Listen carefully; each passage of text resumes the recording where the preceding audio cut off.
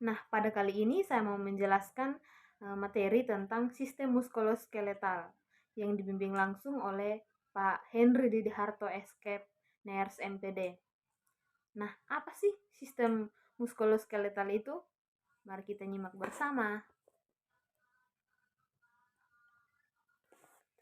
Jadi, yang dimaksud dengan sistem muskuloskeletal atau sistem rangka manusia adalah rangkaian tulang yang memberikan bentuk manusia, struktur gerak dan perlindungan. Berikut ada rangka atau skeleton adalah susunan berbagai macam tulang yang berjumlah 206 tulang satu sama lain yang disambungkan dengan sendi. Berikut ada 5 fungsi sistem rangka, yaitu yang pertama menopang dan memberikan bentuk tubuh, yang kedua sebagai alat gerak, yang ketiga melindungi organ penting, yang keempat memproduksi sel darah, dan yang kelima menyimpan mineral. Sistem skeletal manusia atau skeletal dibentuk oleh 206 buah tulang. Sistem rangka manusia sebagai besar tersusun atas tulang yang kuat untuk menyangga struktur tubuh. Kerangka terdiri dari dua bagian, yaitu yang pertama kerangka aksial dan yang kedua kerangka ependikular. Nah, yang dimaksud dengan kerangka aksial adalah kerangka aksial yaitu yang pertama D skull, yang kedua D sternum, yang ketiga D ribs, yang keempat D vertebral column. Yang kedua kerangka apendikular yaitu yang pertama the upper extremities, yang kedua the lower extremities, yang ketiga the shoulder girdle, yang keempat the pelvic girdle. Nah, berikut kita akan masuk pada bagian-bagian sistem muskuloskeletal.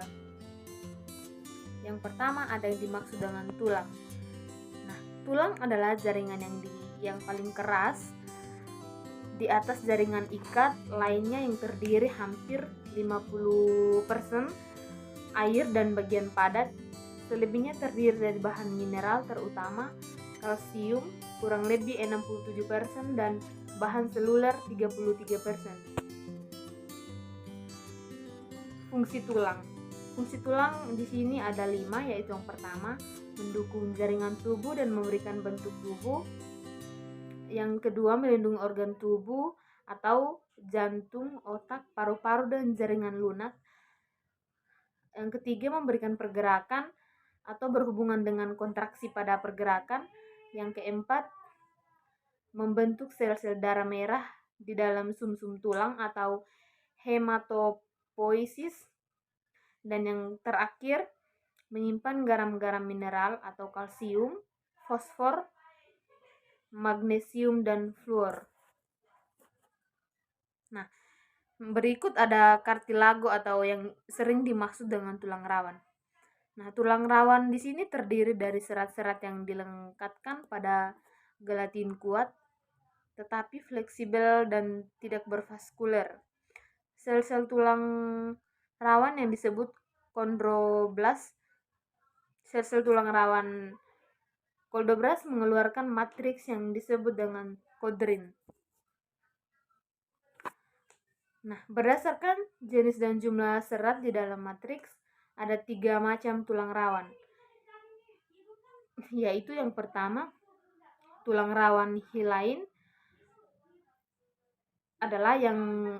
adalah matriks yang mengandung serat kolagen dijumpai di ujung tulang rusuk. Yang kedua ada tulang rawan elastin. Adalah serupa dengan tulang rawan hyaline, tetapi lebih banyak serat elastis yang mengumpul pada dinding lakuna yang mengelilingi kondrostin di daun telinga, laring, dan epiglotis. Dan yang ketiga ada fibrokartilago. Adalah matriksnya tersusun kasar dan tidak beraturan, terletak di cangkang cakram tulang belakang. Nah, yang berikut ada ligamen.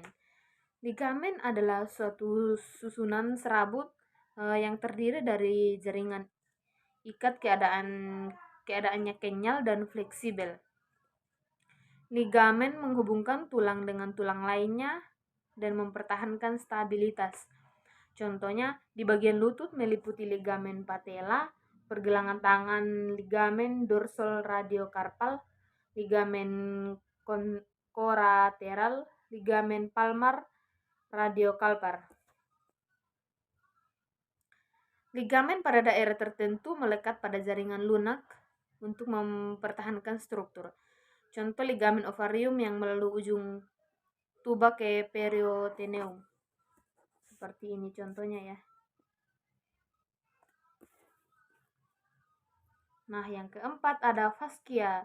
Fascia adalah suatu permukaan jaringan penyambung longgar yang didapatkan langsung di bawah kulit sebagai fascia superficial atau pembungkus tebal jaringan penyambung fibrous yang membungkus otot, saraf, dan pembuluh darah. Fungsi utama sebagai pembungkus pelekat serta pemisah antara otot-otot serta organ-organ internal. Fascia terletak di mana-mana, mulai dari tendon, ligamen, dan organ. Yang kelima ada busae. Busae adalah kantong kecil dari jaringan ikat di suatu tempat di mana digunakan di atas bagian yang bergerak, misal antara tulang dan kulit, tulang dan tendon, serta otot-otot. Bursae dibatasi membran sinovial dan mengandung cairan sinovial.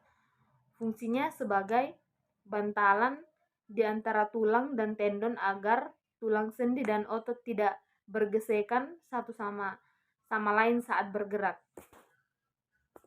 Seperti ini ya, seperti ini contohnya. Yang keenam ada tendon. Tendon adalah ikatan jaringan fibrous yang padat yang merupakan ujung dari otot yang menempel pada tulang. Fungsi tendon yaitu membentuk kemungkinan pergerakan tubuh yang bebas dan fleksibel seperti berlari, melompat, berjalan, mengangkat dan menari, dan kegiatan fisik lainnya yang dapat dilakukan tendon.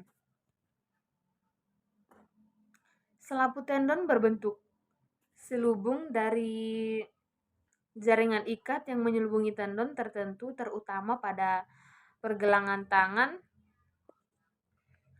dan tumit. Selubung ini bersambungan dengan membran sinovial yang menjamin pelumnas sehingga mudah bergerak. Yang ketujuh ada sendi. Sendi atau tempat persambungan dua tulang. Berdasarkan jenis gerakan sendi, itu dibagi menjadi 3 tipe, yaitu yang bagian pertama sendi yang dapat bergerak atau synarthrosis, yang kedua sendi dengan sedikit pergerakan atau ampiarthrosis, yang ketiga ada sendi yang mampu bergerak bebas atau diarthrosis. Nah, yang kedelapan ada otot atau muskulo atau muskel, yaitu jaringan yang berfungsi sebagai alat gerak aktif. Otot merupakan jaringan pada tubuh manusia yang dapat berkontraksi atau mengerut dan relaksasi atau mengedur. Pada saat berkontraksi, otot akan lebih pendek dan sebaliknya saat relaksasi, otot akan memanjang. Nah, contohnya seperti ini ya. Nah, berikut fungsi otot. Di sini fungsi otot dibagi menjadi 4 bagian, yaitu yang pertama menghasilkan gerakan rangka, yang kedua mempertahankan sikap dan posisi tubuh, yang ketiga melindungi organ vital, dan yang keempat menopang jaringan lunak. Nah, di sini juga menjelaskan tentang sifat-sifat otot, yaitu kontraksi, kemampuan otot untuk mengadakan respon, ekstabilitas, kemampuan otot untuk memanjang bila otot ditarik atau gaya yang bekerja pada otot tersebut bila otot rangka diberi beban uterus berisi fetus. Elastis, kemampuan otot untuk kembali ke bentuk dan ukuran semula setelah mengalami ekstensibilitas atau disensibilitas atau memanjang, atau kontraksilitas, memendek atau iritabilitas, eksitabilitas, kemampuan otot untuk mengadakan respon bila dirangsang. Sekian dan terima kasih.